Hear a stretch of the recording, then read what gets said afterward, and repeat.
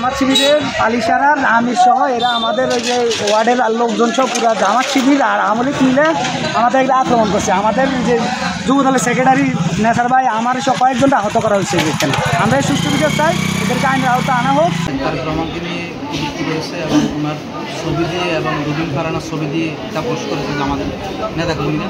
তো আমরা বলছি যে ইলিয়াস কোথায় আছে, আমাদের নেতার বিরুদ্ধে এরকম মিথ্যা প্রপাগান্ডা ছড়াইতেছে।